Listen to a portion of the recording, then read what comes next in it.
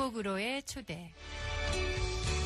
행복으로의 초대, 오늘 이 시간에는 광정침례교회 정일양 목사님께서 말씀 전해주십니다. 은혜의 시간 되십시오. 오늘 우리는 이 땅을 살면서 강력한 하나님의 심판을 기다리다가 그분의 은혜를 이렇게 놀랍게 경험한 적이 한두 번이 아닙니다. 나는 죽어 마땅한데 하나님이 하나님의 자녀를 삼아주시고, 나는 어떠한 방법으로도 용서받을 수 없는 죄인인데 하나님은 아무것도 아닌 것처럼 내가 너를 용서하노라, 내가 너를 택하노라, 내가 너를 기억하노라 하고 나에게 한없는 은혜를 주었다는 것입니다. 사랑하는 여러분, 오늘 심판의 진노 앞에 있습니까? 아무도 모르지만 여러분이 하나님의 심판받을 중요한 위치에 있습니까?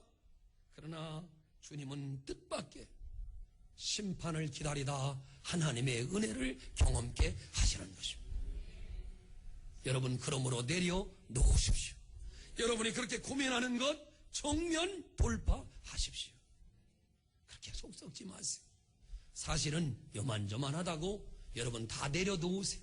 그러면 뜻밖의 하나님의 은혜가 기다리고 있을 줄로 믿습니다. 병든 자는 병들었다고 하십시오. 약한 자는 약하다고 하십시오. 물질이 모자란 자는 물질이 모자랐다고 하시고, 자식 때문에 속 썩는 자는 자식 때문에 속 썩는다고 말하십시오. 그러면 이상하게 심판을 기다릴 것 같은데 하나님이 은혜를 더해 주시는 것입니다. 옆 사람 손을 잡아요. 심판을 기다리다 은혜를 경험하라. 할렐루야, 할렐루야. 그냥 다 털어놓으세요.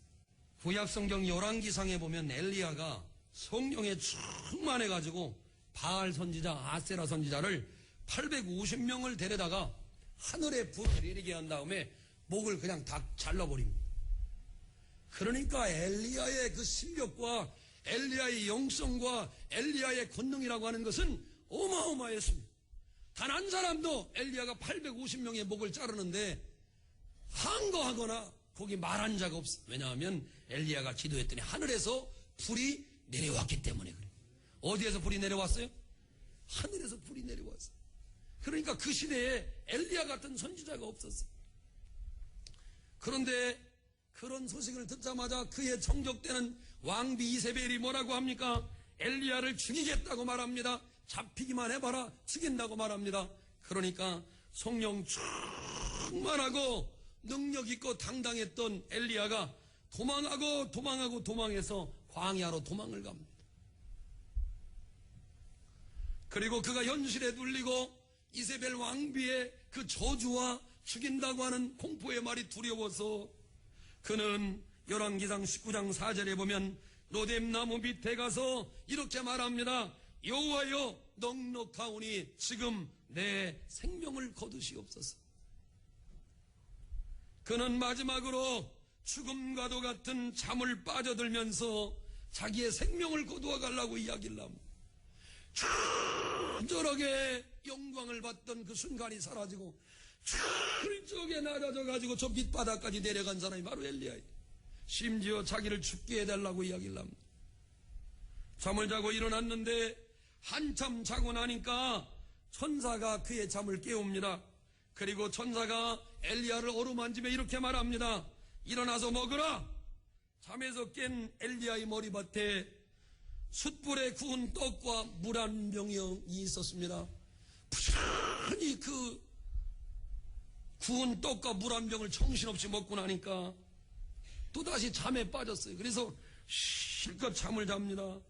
그러니까 얼마 후에 천사가 또다시 엘리야를 깨웁니다. 그러면서 이렇게 말합니다. 일어나 먹으라. 네 갈 길을 다 가지 못할까노라 하고 또 주님이 먹여주십니다.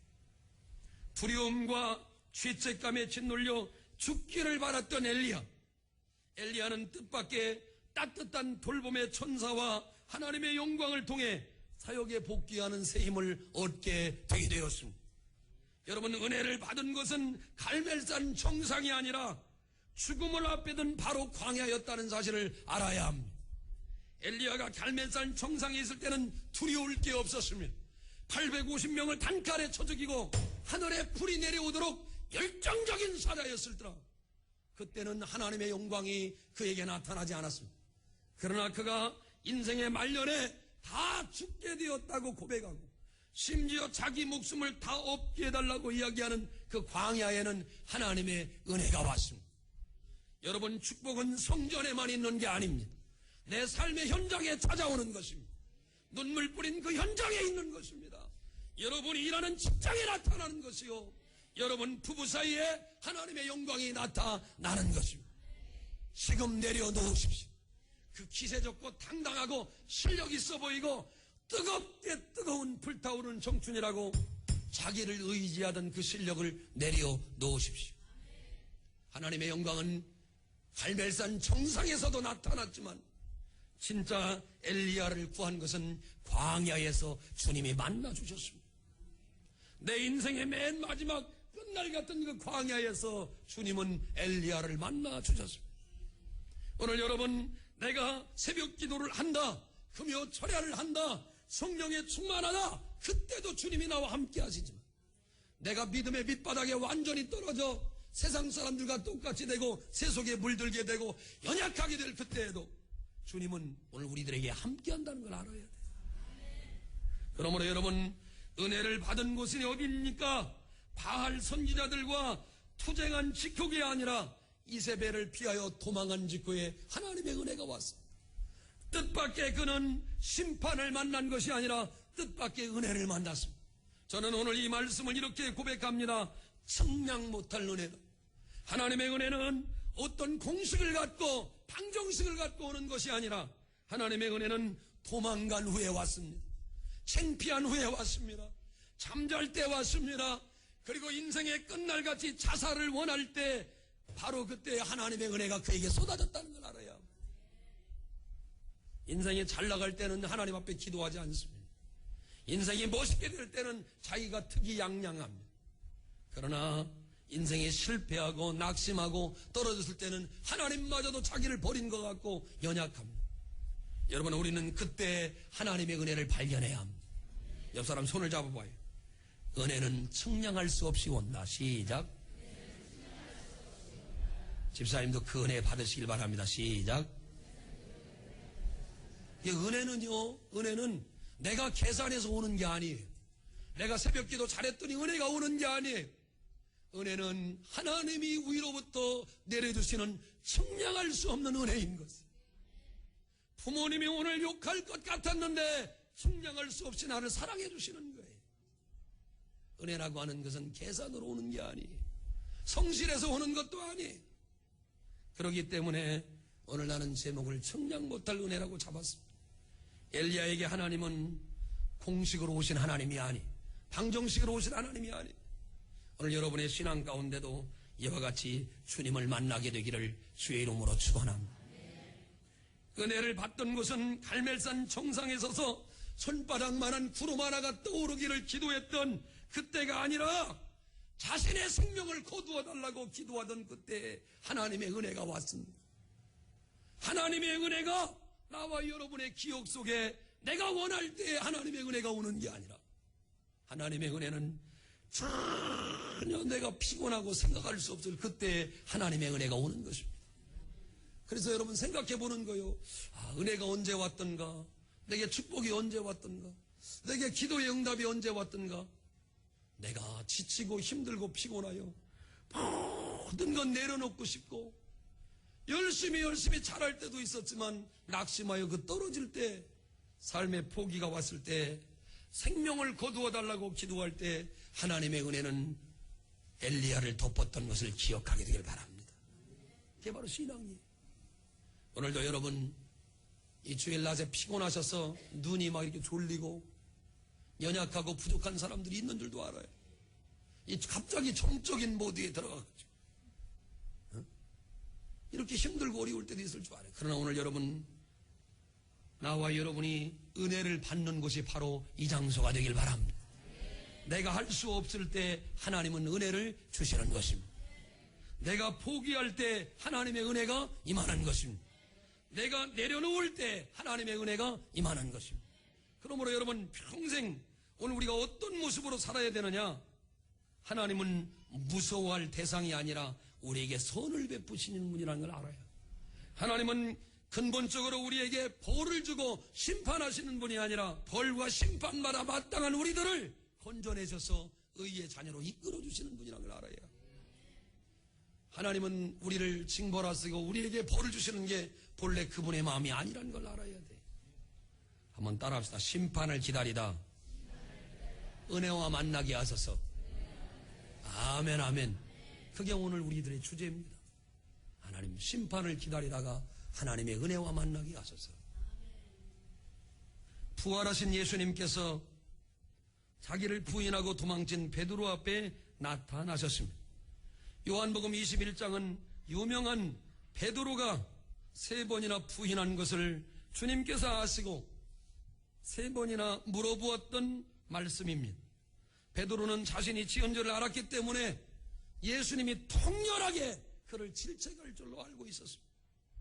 너 왜 나를 부인했어? 왜 너 나를 모른다고 했어? 너 나하고 같은 말을 쓰는 갈릴리 사람이라. 그러니까 베드로도요, 어떤 사투리를 썼냐면 갈릴리 사투리를 썼어요. 우리도 왜 그 전라도 사투리 먹고 싶다 그걸 먹고 잡다, 전라도 사람의 특유의 그 말이.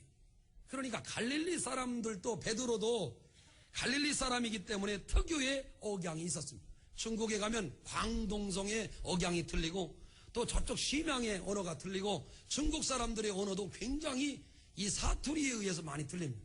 심지어 여러분 우리가 제주도만 가봐도 제주도 사투리가 얼마나 우리와 다르다는 걸 알 수 있어요.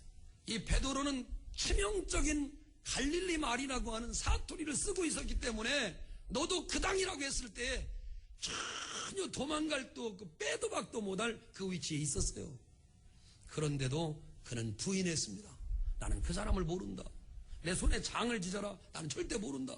그렇게 그는 부인했던 사람이에요. 그런 사람을 오늘 주님이 만났어요. 그러니까 주님이 회초리 들으시고 야 이놈아 왜 나를 배신하고 나를 이렇게 부인했냐 하고 말을 얼마든지 할 수 있었어요. 그런데 오늘 우리 주님이 다정하게 와서 물어보십니다. 너 왜 나를 부인했어? 주님 잘못했어요. 이렇게 하면 참 좋은데 그런 스토리가 아니라 동문서답 스토리요. 네가 나를 사랑하느냐? Do you love me? 네가 나를 사랑하느냐? 물어봤어요. 그러니까 감히 그렇습니다 라고 말을 못해요. 그러니까 어떻게 해요? 내가 주님을 사랑하는 줄을 주께서 아시나이다. 아니 이 베드로도 참 말을 잘해요. 네가 나를 사랑하면 예 그렇습니다 이렇게 얘기를 해야지. 굉장히 어려운 말이에요. 내가 주님을 사랑하는 줄을 주께서 아시나이다. 그런데 주님이 그 말을 틀렸다고 말하지 않고 뭐라고 하시냐. 더 재미난 것은 내 양을 줘라. 또 베드로에게 이렇게 말합니다. 네가 나를 사랑하느냐? 내 양을 줘라. 세 번째 17절 보세요. 요한복음 21장 17절 세 번째 이르시되 요한의 아들 시몬아 네가 나를 사랑하느냐 하시니 주께서 세 번째 네가 나를 사랑하냐 하심으로 베드로가 근심하여 이르되 주님 모든 것을 아시오매 내가 주님을 사랑하는 줄을 주님께서 아시나이다. 예수님이 말씀합니다. 그때에 내 양을 먹이라. 오늘 이 대화를 통해 우리는 뭘 깨닫게 됩니까? 호되게 질책받고 멸망받고 정말 저주받을 것 같고 우리 같으면 그냥 놔두지 않을 이런 사건을 주님은 심판 대신 은혜와 만나게 함으로 베드로에게 다시 한번 새로운 사명을 부어 주십니다. 여러분 우리는 하나님을 그렇게 만났습니다. 영원히 멸망받아야 마땅한데 하나님의 은혜를 주셔서 크신 사랑을 입게 되었고 오늘 임직자가 이렇게 세워지고 하나님의 영광이 나타나도록 주님이 복을 주셨습니다. 임직자의 다음 목은 여러분들 것입니다. 아멘 아멘. 그런 믿음을 갖고 하나님을 섬겨가실 때에 이 베드로 사건을 통해 우리는 뭘 깨닫게 됩니까? 전혀 생각하지 못하고 측량할 수 없는 은혜로 나와 여러분을 만나주시는 하나님을 만나게 됩니다. 여러분 포기하지 마세요. 창피하다고 생각하지 마세요. 부끄럽다고 생각하지 마세요. 그게 나의 현 주소예요. 그 현 주소에서 하나님의 은혜가 여러분 심령을 맞닥뜨려 와서 여러분을 변화시키기를 주의 이름으로 축원합니다. 몇 가지 예를 듭니다. 기생 라합에게 숨어 들어갔던 2명의 정탐꾼은 기생 라합이 변신만 하면 어떻게 하죠? 그들은 다 잡혀가지고 하루아침에 목이 떨어질 신세였어요. 그러나 라합이 이렇게 말합니다. 여호와는 상천하지의 하나님이시라.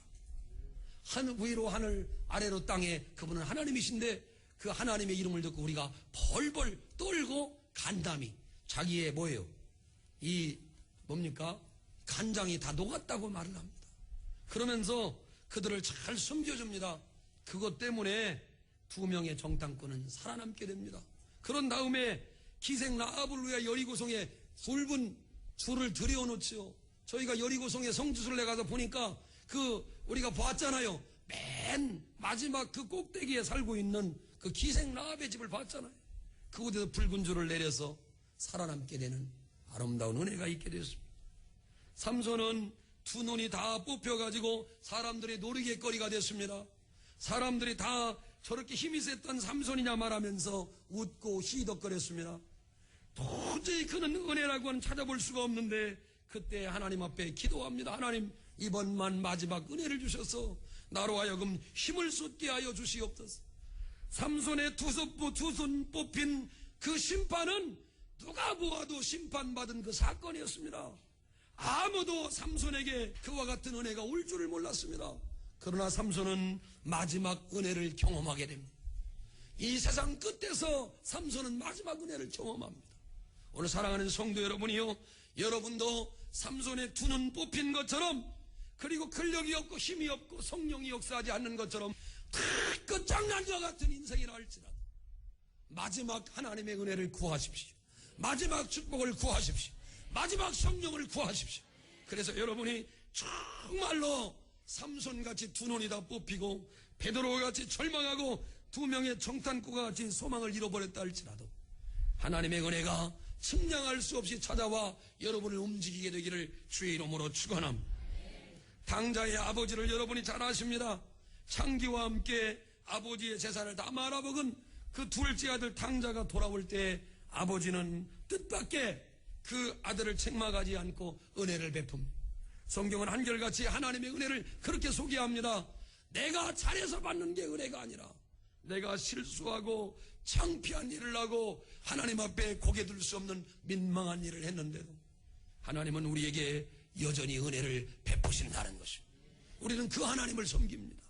옆 사람 손을 잡아봐요. 심판에 기대할 수 없는데 승량 못할 은혜와 만난다. 할렐루야. 전혀 우리가 심판에 다른 걸 기대할 수 없는 상황인데 뜻밖의 하나님의 은혜를 경험하는 것이, 소돔과 고모라 성이 멸망할 때 롯은 당연히 망해야 될 사람이었습니다. 롯도 타락한 사람이었습니다. 그런데 유황불이 떨어지는데 소돔과 고모라 성에서 롯과 그의 가정을 건져냅니다. 뜻밖의 하나님이 은혜를 주십니다.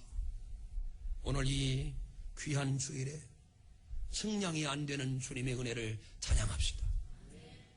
여러분, 헤아릴 수 없는 게 바로 하나님의 은혜입니다. 바다를 먹물 삼고 하늘을 두루마리 삼아 다 기록할 수 없다고 말했던 찬양가의 가사처럼 여러분이 하나님의 은혜를 갈망하셨어요.